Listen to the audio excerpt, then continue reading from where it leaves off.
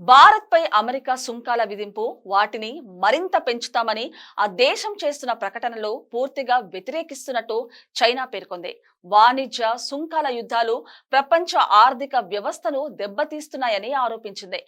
ఢిల్లీలో నిర్వహించిన ఓ కార్యక్రమంలో భారత్లోని చైనా రాయబారి జూ ఫిహంగ్ ఈ మేరకు వ్యాఖ్యానించారు. భారత్ చైనా సంబంధాలు మళ్లీ పట్టాలెక్కుతున్న తరుణంలో ఆయన చేసిన వ్యాఖ్యలు ప్రాధాన్యం సంతరించుకున్నాయి. స్వేచ్ఛ వాణిజ్యం వల్ల ఎంతో ప్రయోజనం పొందిన అమెరికా ఇప్పుడు ఆయా దేశాలపై సుంకాలు ప్రయోగిస్తుంది. భారత్ పై 50% మేర సుంకాలు విధించింది.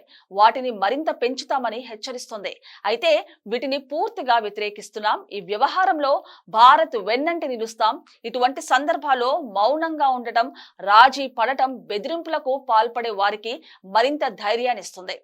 చైనాలోని తియాన్జియాన్ వేదికగా షాంఘై సహకార సంస్థ షికాగో సదస్సు నేపథ్యంలో భారత్ సహా అన్ని పక్షాలతో కలిసి పనిచేసేందుకు సిద్ధంగా ఉన్నాం. భారత్ చైనాలు కలిసి తమ సంబంధాల్లో కొత్త అధ్యాయానికి శ్రీకారం చుట్టగలవు అని ఫిహాంగ్ పేర్కొన్నారు.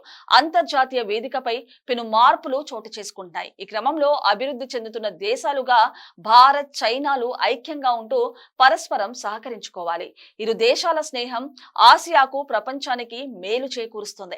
ప్రాంతీయ ఆర్థిక వృద్ధికి మన రెండు దేశాలు డబుల్ ఇంజిన్లు లాంటివి అని ఫిహంగ్ వ్యాఖ్యానించారు. భారత్ చైనా మధ్య సంబంధాలు స్థిరమైన పురోగతిని సాధించాయని ప్రధాని నరేంద్ర మోదీ ఇటీవల పేర్కొన్న విషయం తెలిసిందే.